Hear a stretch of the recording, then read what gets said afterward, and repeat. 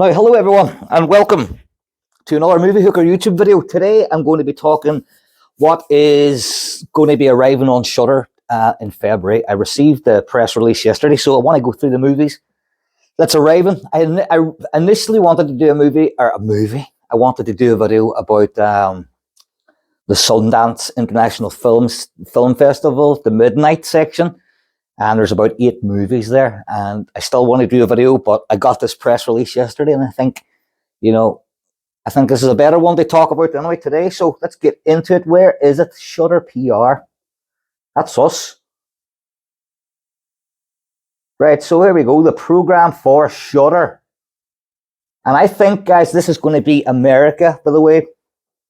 It does differ because of production companies and stuff, It's a bit shit, but that's the way it is.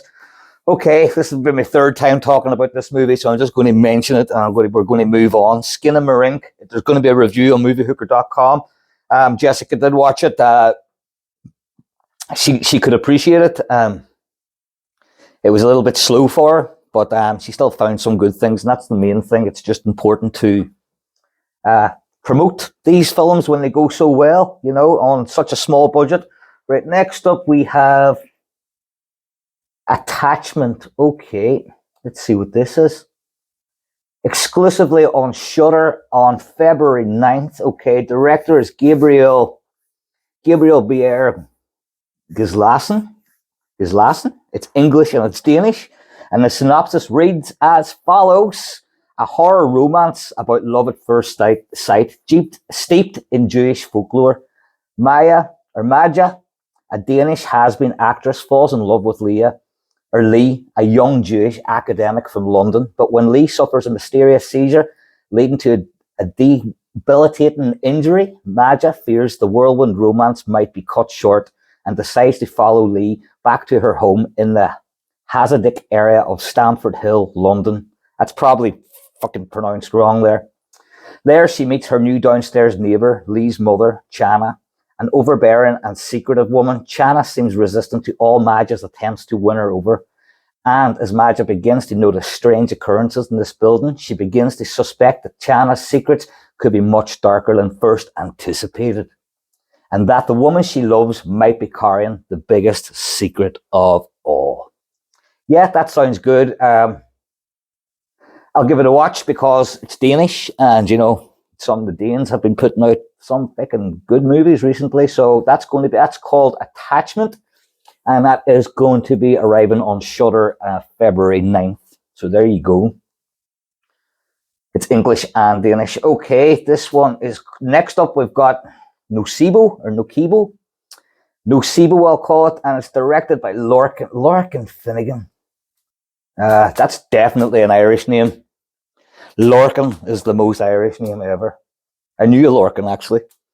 Lorcan Finnegan. Who's Lorcan? He's the dude that done Vivarium.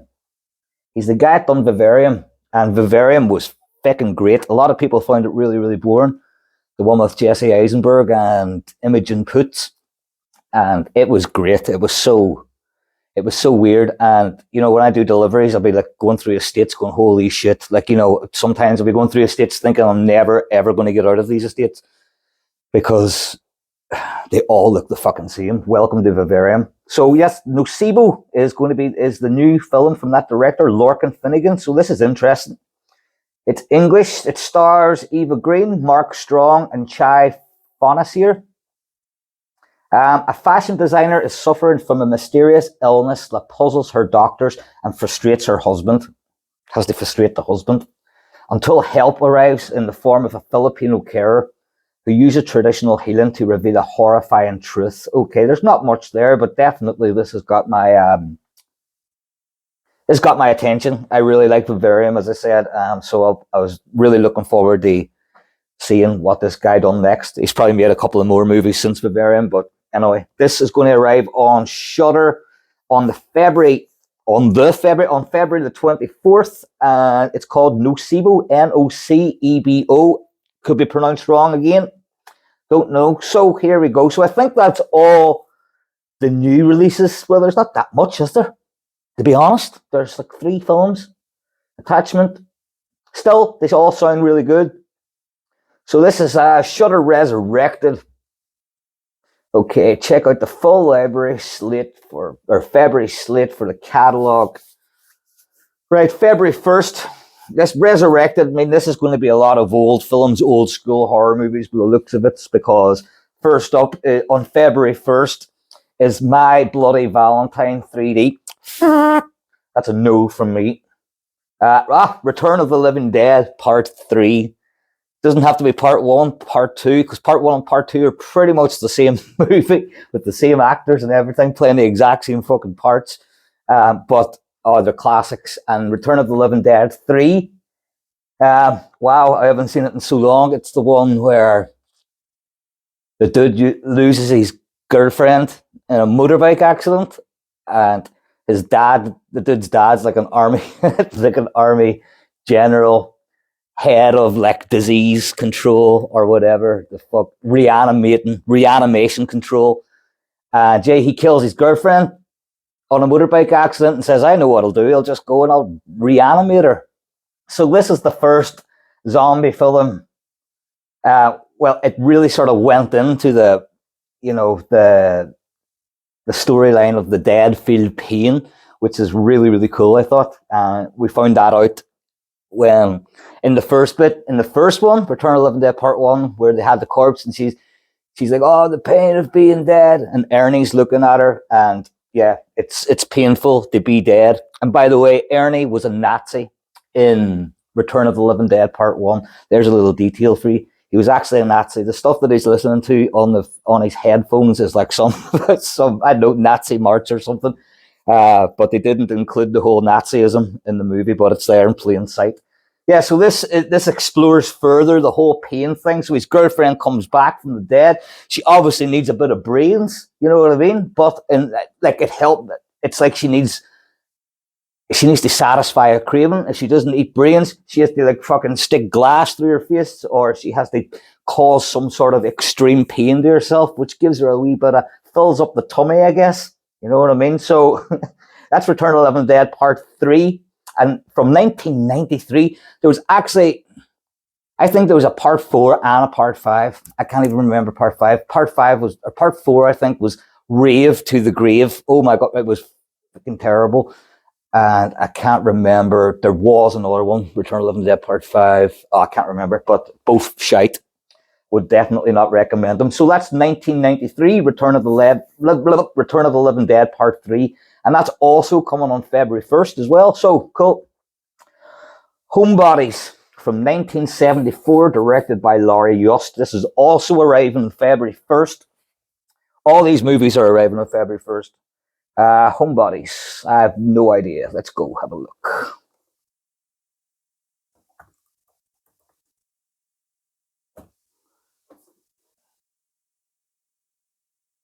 Okay, from 1974, and it's a PG. Now, I wouldn't let that throw you off, because PGs back in 1974, I'm pretty sure they're a lot different to PGs that we get now. So this reads, hold on, this is IMDb. Yeah, so this reads, when a group of pensioners learns that their homes are soon to be torn down, they take action. An attempt to discourage soon escalates into murder of construction workers. Wow, that sounds awesome. Sold on that. 1974. I'd like a remake of that. That's a cool little storyline. A group of pensioners taking on construction workers. Sign me up. Let's go back. So that was Homebodies. Fear No Evil is next, and that's from 1981. I've no idea what it is. I'm going to just go past a few of these. Queen of Spades from 1948 is arriving. Baby Blood from 1990. Malefique from 2002, which is a really good French horror movie, fantasy sort of horror. Very, very good. Sort of one of the first in the sort of like the French movement, you know, when we got fucking Malefique, we got 7 Days, In Their Sleep, Inside, Martyrs, High Tension, all those ones, them, all of them, and they're all fantastic. So this is sort of like and Frontiers. Did I say Frontiers? This is sort of one of the OGs. So that's cool. That's arriving as well. Ants in the Darkness, 1970. It rings a bell, but I'm not too sure. So February 6th, we're getting Stepfather 2 and Stepfather 3. Where's Stepfather 1, man? Do you know what I mean? Continuity. Continuity, is that even how you say it? Yeah, where's Stepfather 1? I guess they're all different stories. We know Stepfather. It was like one of the classic 80s movies where, you know, a single mom and her like only child, and the only child, or not the only child, the single mom falls in love with the perfect man, you know, but once he gets settled in, it turns out that, you know, he's not so perfect, and he's a bit of a murderer, and shit goes down, and it's up to the only son. They put a stop, and the only son is like he's really, really bad, mom, and she's like, no, he's lovely, he's gorgeous, and then he fucking be breaking people's necks and stuff. So Stepfather 2 and Stepfather 3, I'm not too sure. Maybe it's a different family, or maybe the woman is just really unlucky and she just keeps going for people that want to kill people. There was also a remake of Stepfather, and that was absolutely shit, and we'll just not talk about that. Right, on February 13th, oh my Jesus, right? On February 13th, we've got Necromantic, right? This is where I fucking draw the line, man, right? I can't do this shit. Necromantic, right? Let's get ready for this shit. Necromantic, right? Not only are we getting Necromantic, we're getting Necromantic 2 as well. Just why not? Throw them all in. So, I mean, this is where I draw the line. Yes, I love horror. I love really, really disturbing stuff. But man, this sounds bizarre, right? So, a street sweeper who cleans up after grisly accidents brings home a full corpse for him and his wife to enjoy sexually. Jesus. But is dismayed to see that his wife prefers the corpse, right? Over him. Yeah, what the fuck, right? If you want to watch that, that's up to you. Don't be telling me that you want to watch that, because I'll never want to speak to you again. I want to hide from you, actually, for life. Okay, Necromantic 2 as well. So there we go. Woohoo! More. Let's read the plot for number 2. This is all now. This is fucking up my search. I'm searching for some weirds. I wouldn't be surprised that the SWAT, the SWAT team, just burst in through the door for this. Right? Even the poster here is just insane. Right? Necromantic 2, right? This was released in 1991. I just want to say fair play to all the actors that does this sort of stuff. This is the same director as the first one. I'm a little bit worried about him, to be honest. But I'm all for exploitation cinema and stuff. But let's read Necromantic 2. A female nurse desperately tries to hide her feelings of necrophilia from her new boyfriend, but still has pieces of the corpse of her first movie hero in her possession. Oh, what? You know, that doesn't, well, you know, apart from the necrophilia thing, I'd watch a movie with like a girl having pieces of a rock star or a movie star and like not telling her new boyfriend. I'd watch the shit out of that, but when she starts, you know, that's, no, thanks, man. There's extreme, and then there's like, no, you belong on a list. That's fucking what genre that is. Okay, so let's go back to the list. Right, The Final Terror from 1983. That rings a bell, actually, but I'm a little bit uncertain here. Let's have a look at that. Can't be any worse than fucking Necromantic. I can't even think now. Just want to watch that movie. The Final Terror? 1983. The Final Terror, it's also called Campsite Massacre. A group of rangers go camping on unfamiliar forest grounds. All's well until the group members start getting killed by a cunning killer in the woods. Well, that sounds original. That was from 1983, so it probably was a little, we give it that, you know. So yeah, we're coming to the end of this video here, guys. But okay, February 16th, we've got The Witch. Oh, well, this is how I know it's going to be America, because we have already got The Witch on on our Shudder here in Ireland. So we're getting The Witch Subversion 2018, and also The Witch Part 2, the other one. I couldn't recommend The Witch more. The Witch is not about witches.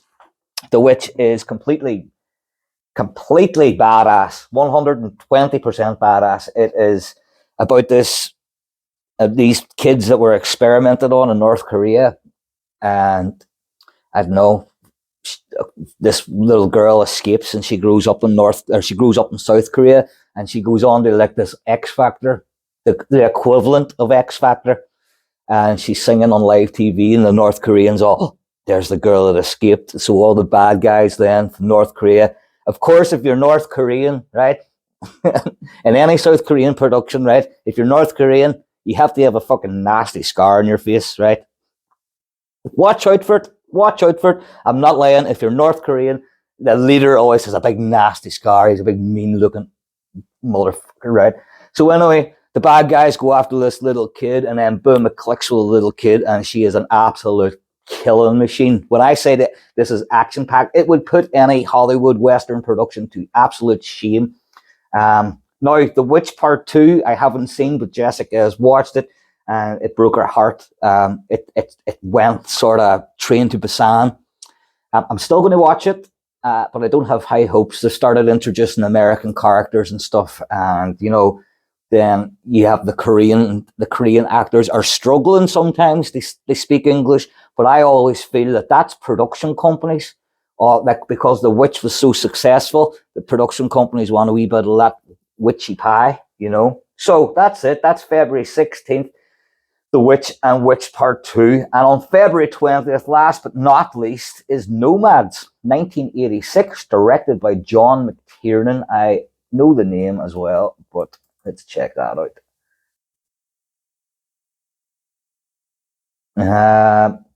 A French anthropologist specializing in nomadic groups moved to Los Angeles with his wife and starts following a group of sinister street punks who seem to live and move around in a black van, but they aren't what they seem. That sounds pretty cool.